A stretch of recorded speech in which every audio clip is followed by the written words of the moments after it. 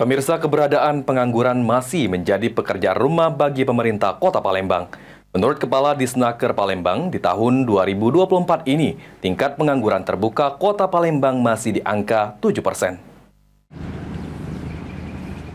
Seiring dengan menurunnya angka kemiskinan di Kota Palembang pada tahun 2024 ini, yang menurun ke angka 9,77%, namun keberadaan pengangguran masih menjadi pekerjaan rumah bagi pemerintah Kota Palembang. Diutarakan oleh Kepala Disnaker Palembang, Redian Dedi Umrin, di tahun 2024 ini tingkat pengangguran terbuka Kota Palembang masih di angka 7%, lantaran banyaknya warga dari luar Kota Palembang yang saat ini bermukim di Palembang. Ditargetkan hingga akhir tahun, tingkat pengangguran terbuka di Palembang bisa mengalami penurunan paling sedikit 1%. Kalau sekarang masih di sekitaran di angka 7%, tapi tahun ini kita yakin kita bisa turun lah.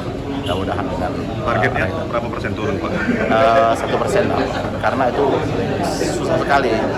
Kota besar ini adalah pusat ekonomi dan pusat industri.